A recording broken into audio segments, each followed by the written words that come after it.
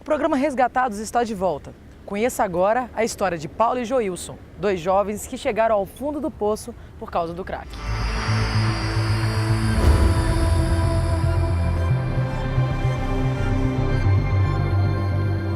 Eu comecei a usar droga por volta de 17 anos de idade, né? Sempre a maconha, o começo, né? Bebida alcoólica e muita festa, né? De noite, eu sou músico da noite, eu era músico da noite, né? Porque hoje eu já parei de mexer, hoje eu sirvo ao Senhor. Mas eu era músico da noite, então na noite a gente conhece muita coisa, muitas pessoas, né? E que te levam a isso. E nisso a curiosidade também faz parte, né? A curiosidade da gente conhecer a droga, experimenta, dá uma onda boa, você vê todo mundo curtindo, bacana, e você quer entrar nessa. Então curtia cocaína toda noite praticamente, em festas de noite, né? Em shows que eu fazia, né? Tinha épocas que eu não aguentava fazer show sem usar cocaína. E por aí veio a cocaína e tal, e em 2008 eu conheci o crack, né? E aí que foi que a minha ruína direto foi o crack, porque o crack ele devasta. Eu falo para todos aí que o crack ele é uma droga que é o fundo do poço. O crack tem como característica o fato de que ele tem uma ação muito rápida, ele provoca uma dependência muito rápida e ele demencia, ele destrói o cérebro muito rápido. Então, a terapia, a conversa, a troca de ideias, ela tem sentido enquanto a pessoa ainda tem cérebro. Se você tem uma demenciação, e esse é o nosso grande problema, porque o número de usuários de bebida alcoólica é muito maior do que o dos usuários de crack. O número de pessoas que bebem seguramente é muito maior. O álcool prejudica muito mais numericamente, mas a intensidade da ação do crack faz com que a gente tenha então uma preocupação especial com ele, porque a pessoa com pouco tempo de uso já desenvolve um nível de dependência e um nível de destruição cerebral que depois você não tem mais o que fazer. Então nem cabe terapia, você tem que tomar conta dessa pessoa como de uma pessoa com Alzheimer, como de uma pessoa retardada. O crack é a devastação. Veio a desgraça da minha família, veio a minha própria ruína. Eu vendia coisas dentro de casa quando não tinha dinheiro. Quando eu estava empregado, eu perdi emprego, perdi a noite de sono, não aguentava chegar no emprego. E daí por diante, escondendo da minha família. Quando chegou no meados de 2008, a minha família descobriu o que eu estava usando, né? E eu chorei, me emocionei e pedi ajuda. Daí, quando a minha família, minha mãe principalmente, que me deu muita força, mas a minha irmã descobriu, eu já não tinha mais nada. Abri meu guarda-roupa, já estava vazio, porque eu tinha vendido tudo, tinha tido uma ruína, estava com dívidas, traficante ia cobrar na porta da minha casa, né? E por aí foi só ruínas.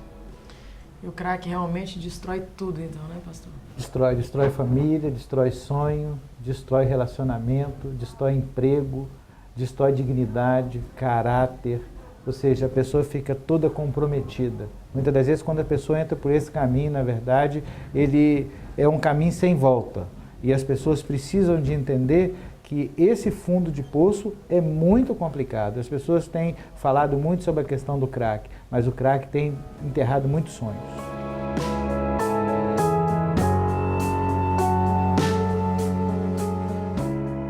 Quais efeitos piores, assim, as pior fissura, onda que você sentiu no crack, no seu organismo? Conta aí um pouco pra gente. Olha, o crack eu posso dizer que é, como se diz, uma mulher bonita. O primeiro beijo se apaixona. Então foi basicamente comigo. Porque é só a primeira onda que eles falam puxo, né? Foi só o primeiro trago que é o bom. Porque daí em diante é só manutenção do vício, manutenção da fissura. É só manutenção de fissura. Então você anda pra lá e pra cá, você anda pra lá e pra cá. E quando você faz o uso do crack, você pode estar na sua sanidade normal, você pode estar com a sua fisionomia normal, sua fisionomia muda na hora. Né? Sua fisionomia, ela se transforma, né, de uma tal maneira, porque eu considero como uma fisionomia demoníaca, cara. Porque é devastador. Porque já chegou a época de eu estar sozinho, chegou um dia eu estava sozinho, eu e um colega meu fazendo uso de crack. E quando eu olhei e falei assim, ó, tem alguém chegando. Quando ele abriu, não tinha ninguém. Tá entendendo? Então você enxerga coisas na janela, você enxerga gente debaixo da porta, você enxerga passos, você ouve passos, você vê vultos, sabe? É uma coisa tremenda. Então eu me considero uma coisa demoníaca o crack, uma coisa devastadora e triste para muitas famílias.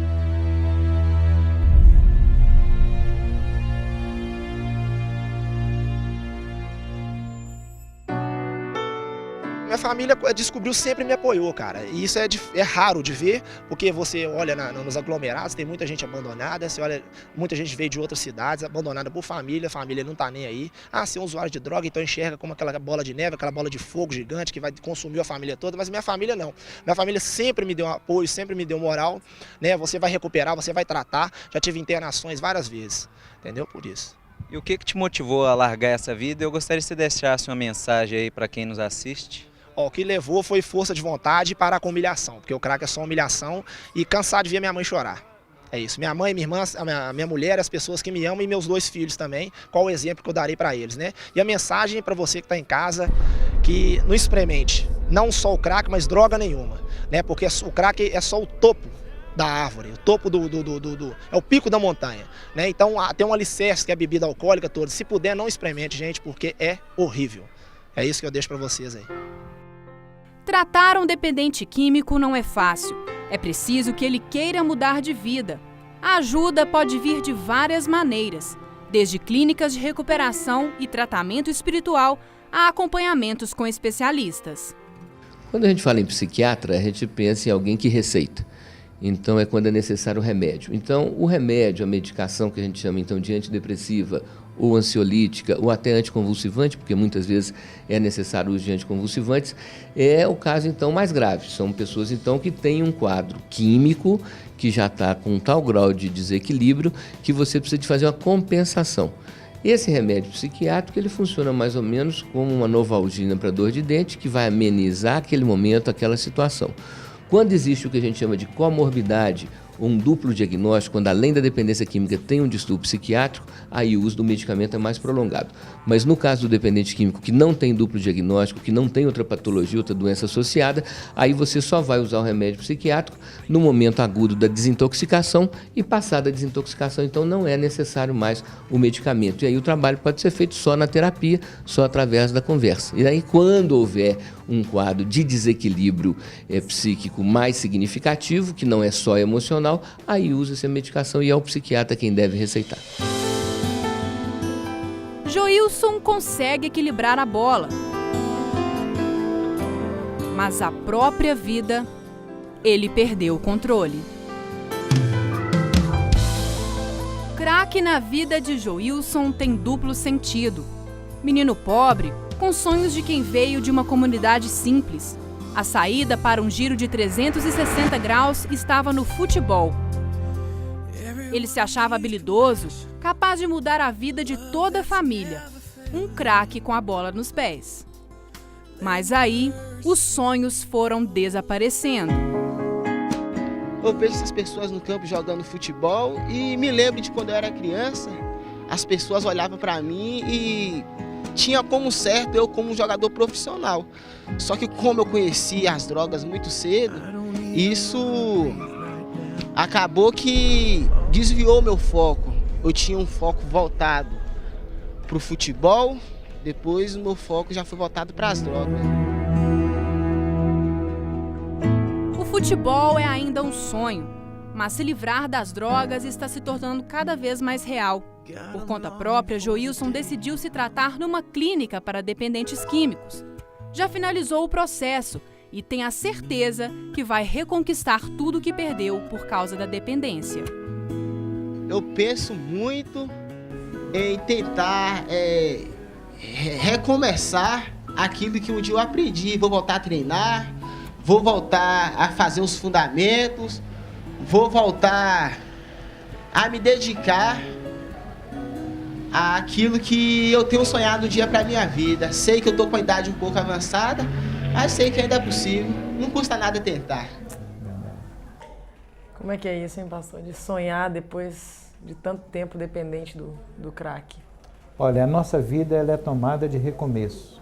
E muitas das vezes é o momento da gente parar e recuperar, tratar e para restabelecer os vínculos. Muito interessante o Joilson, ou seja, como que brotou isso dentro do coração dele. Eu vou voltar, eu vou reconquistar, eu vou fazer. Ou seja, com 20 anos, tem muita coisa pela frente e as pessoas muitas das vezes pensam que acabou, ou seja, e você interrompe e volta a sonhar. Isso é muito importante e é possível a pessoa acontecer isso com a pessoa. Não não seria nada sem a presença de Deus na vida dele. A conversão veio durante o tratamento. Hoje, Joilson é mais um a incentivar novos colegas que chegam na busca pela identidade perdida. O que me garante hoje sonhar em voltar a ser um jogador de futebol é a palavra de Deus. Lá no Salmos 37, capítulo 37, versículo 4, diz o seguinte: agrada-te do Senhor e Ele satisfará todo o desejo do seu coração. Então, quando fala todo, porque realmente é todo o desejo. Então, eu deposito a minha confiança, os meus sonhos em Deus, Jesus Cristo, porque só Ele é que pode mudar a história do ser humano. E através da minha vida, eu creio que o nome dele pode ser glorificado. 20 anos. Idade que ainda permite que Joilson se torne um jogador profissional. Mas se por algum motivo Joilson não chegar lá, não tem problema. Ele já conquistou o maior de todos os títulos: ser mais um a fazer parte do time de Cristo. O programa Resgatados fica por aqui. E você, quer contar sua história? Manda um e-mail pra gente, resgatados@redesuper.com.br. Boa semana pra todo mundo, a gente se vê.